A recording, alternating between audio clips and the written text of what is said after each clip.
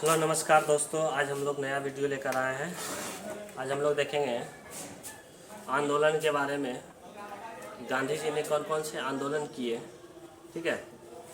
तो सबसे पहले हम लोग देखते हैं गांधी जी जब दक्षिण अफ्रीका से जब वापस आए तो 9 जनवरी 1915 को गांधी जी दक्षिण अफ्रीका से वापस आए, ठीक है। 9 जनवरी को जो वापस आए, इस दिन भारत में प्रवासी दिवस के रूप में मनाते हैं।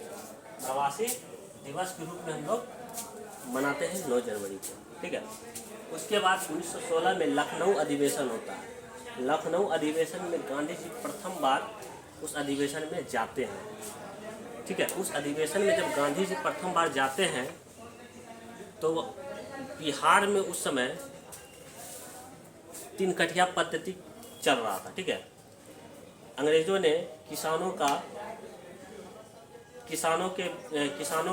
पर एक लगान दे रखा था, 3 कठिया पद्धति, 3/20 वाला पद्धति।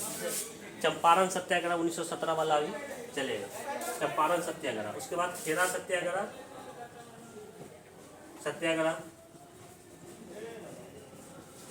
उसके बाद मिल मजदूर 1918, ये 1919 में रॉलेट टैक्स लाया अंग्रेजों ने, इसका भी गांधी जी ने इसमें भी सहायता किया। जलियांवाला बाग 1919 में, खिलाफत आंदोलन 1919, वो सहयोग आंदोलन 1920, 1 अगस्त, स्वराज दलित पार्टी की स्थापना 1920। ये सब हम लोग देखेंगे। हम लोग सबसे पहले देखेंगे चंपारण सत्याग्रह, ठीक है दोस्तों। चंपारण सत्याग्रह देखिएगा, जब गांधी जी को चंपारण सत्याग्रह 1917 ईस्वी को हुआ था। 1917 ईस्वी को चंपारण सत्याग्रह, ठीक है। तो बिहार के किसानों पर अत्यधिक लगान अंग्रेजों ने थोप रखा था।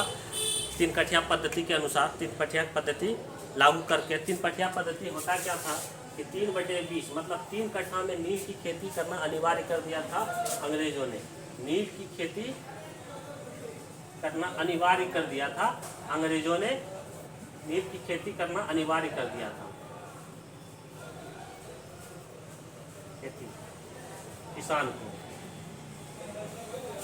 को नील की खेती करने का अनिवार्य कर दिया था 3 कठिया पद्धति में। अगर नील की खेती 3 कट्ठा में किसान करता था तो लगभग साल भर कोई भी चीज़ उस खेत पर उपज नहीं कर सकते हैं, जिससे आर्थिक स्थिति कमज़ोर हो जाती थी किसानों पर, और लगान भी नहीं दे पाता था। लगान भी मांग रहा था और 3 कट्ठा में नील की खेती भी करना पड़ रहा था। इसी का विरोध करने के लिए अंग्रेज़ों का विरोध किया, और इन बिहार के किसानों से नहीं संभला तो बिहार से एक राजकुमार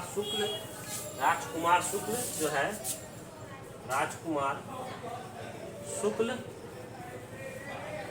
कांग्रेस के अधिवेशन में गांधी जी से मिला और इस समस्या को बताया, बिहार की समस्या को बताया, बिहार के किसानों की समस्या को बताया, जिसमें तब गांधी जी 1917 ईस्वी में बिहार आए।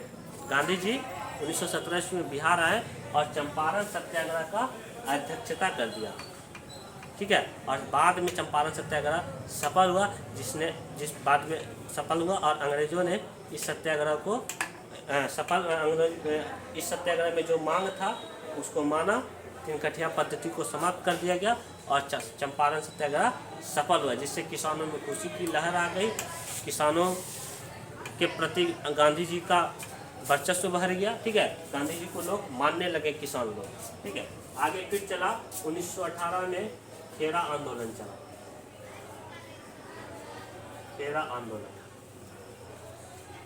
ठीक है।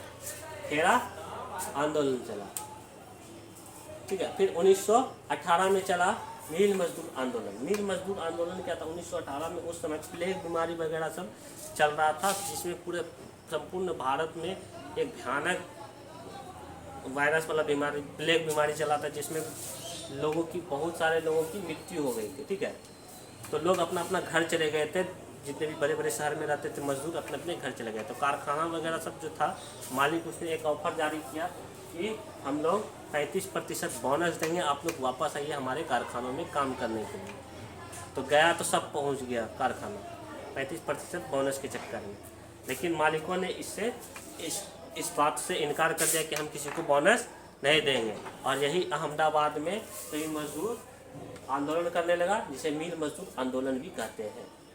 बात को नहीं माना, फिर बाद में गांधी जी ने उस मजदूरों का सहायता किया। गांधी जी ने मालिकों से बात किया, अहमदाबाद के कारखानों के मालिकों से, कि आप कम से कम 20% इसको बोनस दीजिए।